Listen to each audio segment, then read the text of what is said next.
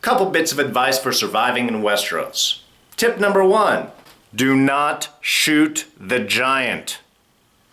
And number 2, do not tell bawdy tales of Queen Cersei. Neither she nor the mountain like it. And Tyrion is living the dream, assuming he doesn't get eaten or fried to a crisp in the meantime.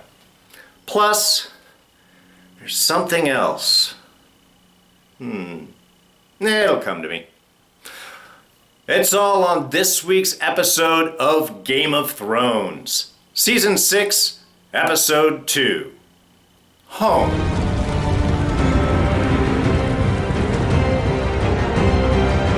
Alright, spoilers ahead, just so you've been warned. So, a lot of action, a lot of great developments going on this week with Game of Thrones. And first off, we have the return of Hodor. Hodor! As we meet up with Bran training with the three-eyed raven, who is showing not only can he inhabit and see things that are going on right now, but he has the ability to peer into the past. And that seems to be what Bran is going to be going through for at least the first part of this season, is taking a look at a bit of the history, a bit of the backstory. And here, specifically, looking at his father as a young boy. And meeting Willis, a young Hodor, who can speak. He has a name. He can talk. He is the stable boy at Winterfell. And obviously some things are going to happen down the road which turns him into the Hodor of today.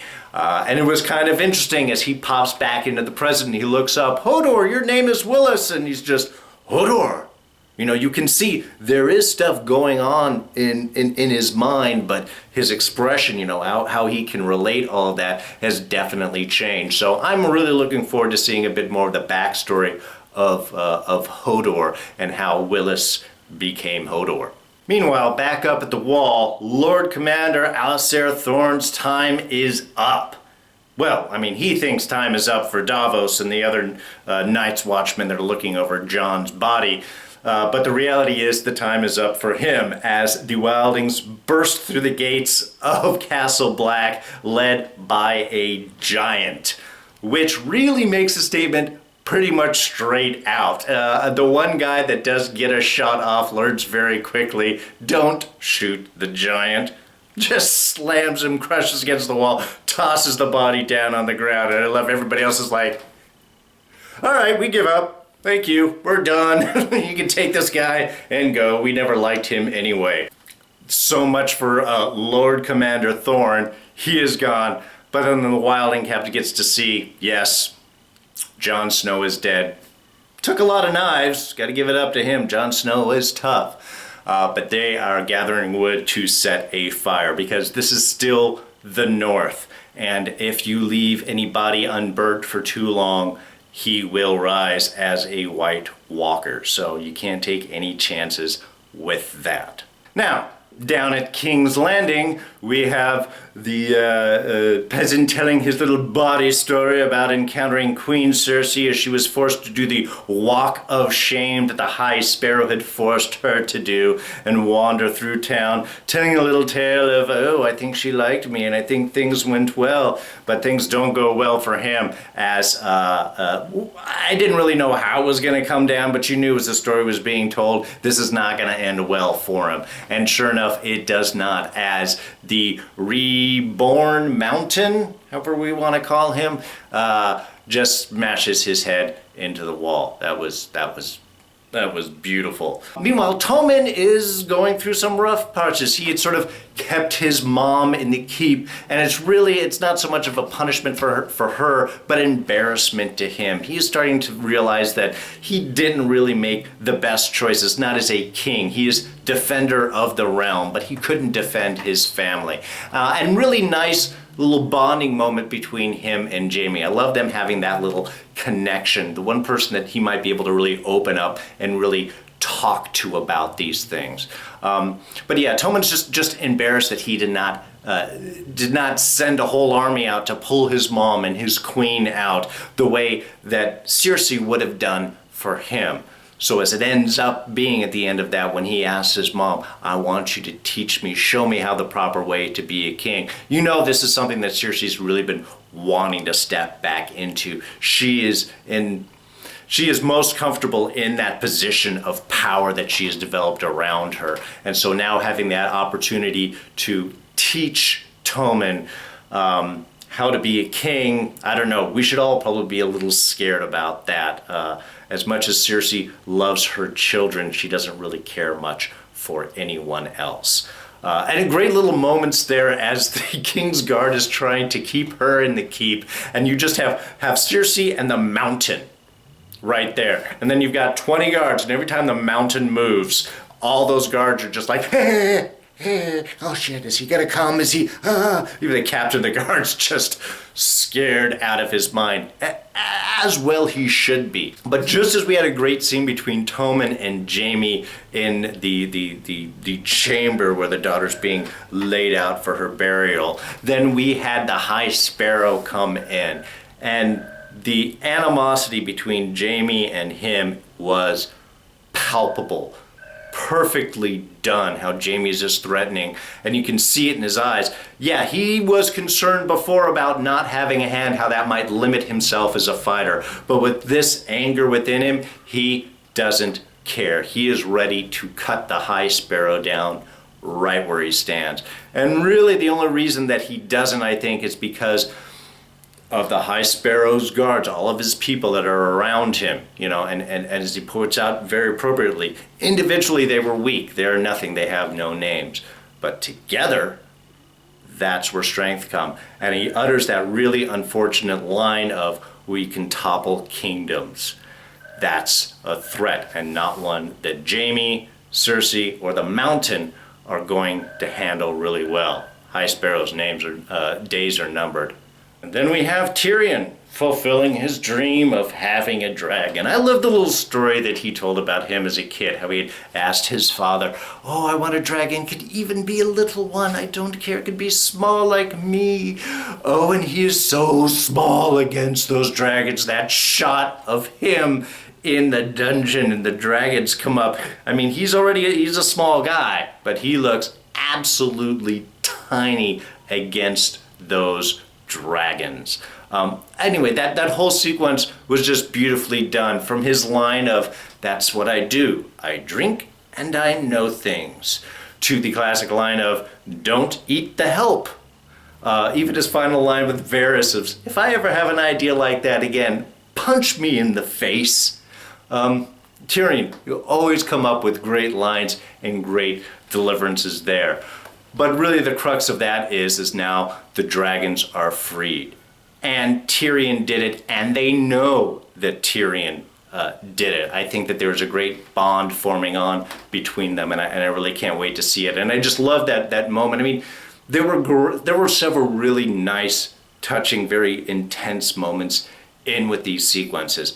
And just that one shot where he finally gets to touch the dragon as he's telling that story, you could just see that I've fulfilled that dream, that moment within him. I mean, really, Peter Dinklage is just such an amazing actor. I just everything that he does is beautiful and really has depth to it. And then as he frees the one, the other, he turns around and the other dragon's just staring at him. You see the jowls drip in its butt, and then he just turns his head and drops him down like, okay, it's my turn now. Just again, a beautifully done sequence. Really powerful, and I can't wait to see what's next. When we get to see Tyrion on the back of a dragon, that's going to be the best scene of the show. That's the one that I am waiting for. I don't know if we're going to see it this season, but you know that it's coming.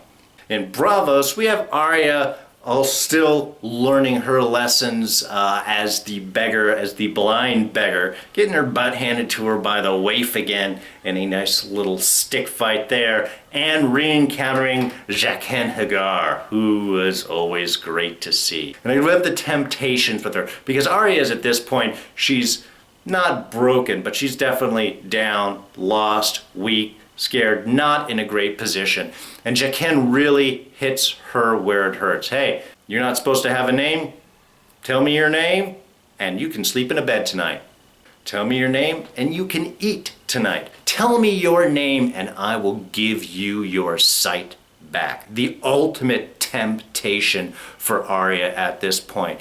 But at each one, she is showing her dedication. The girl does not have a name. The girl does not have a name. The girl does not have a name. Reward for her dedication is she is now no longer a beggar. She's going to go back to the House of Black and White, where her training is going to continue. She doesn't have her sight back, and that may not be for quite some time. But really, in the long term, I think that this is better for her. She's learning skills that she will need to know. And eventually, if she does get her sight back, and she probably will, it's just my guess, I think it's going to be a much more powerful Arya that is born back out of it. So again, small little bits, not really hitting on a lot there, just that small development, but I think great character bits. And of course, it's always great to see Jaqen.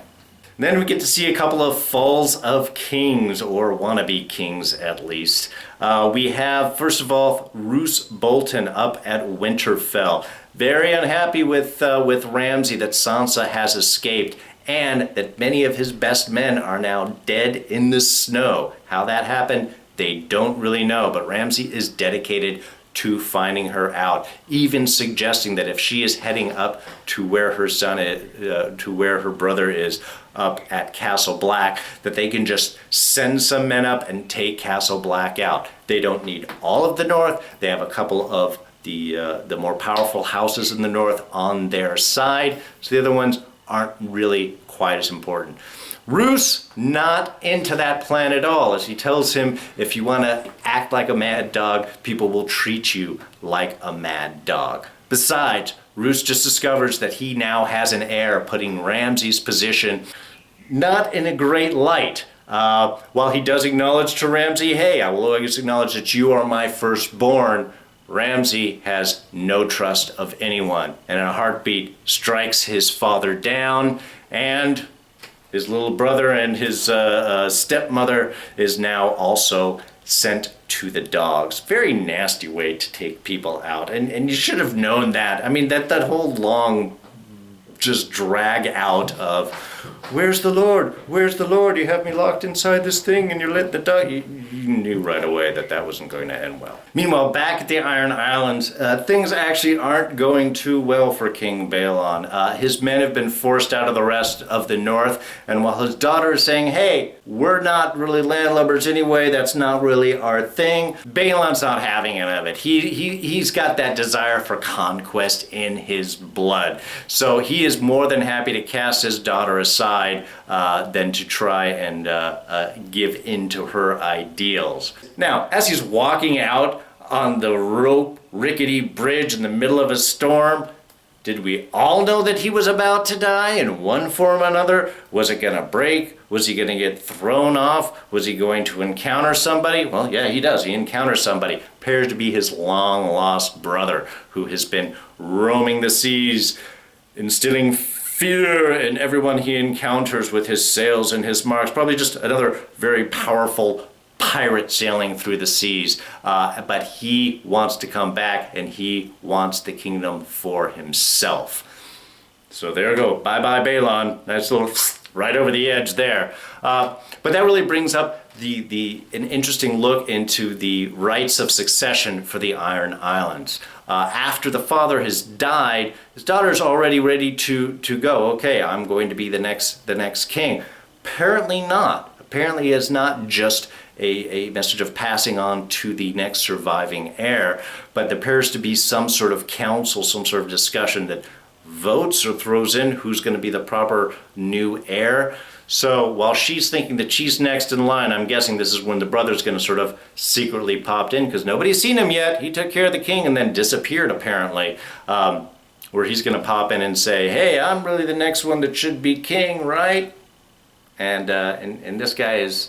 Well, Balon seemed cruel. This guy seems absolutely nuts, bonkers, out of his mind from the stories that were being told on the bridge there. So that does not look like a good development for the Iron Islands. And finally, we wrap things up again at the Wall, where Davos is preparing Jon Snow's body for burial, or for burning as it rather is, but not before he makes a little quick stop at Melisandre's cabin, inquiring in with her, and pretty much straight out, does he have to be dead? Is there something you can do? And she's, of course, going through that very tough moment of questioning of her faith. What she saw did not happen as she intended it to. And I just love that Davos just, again, is very honest and straight out. Look, I'm not a man of faith, I curse all of the gods, we are not on speaking terms effectively,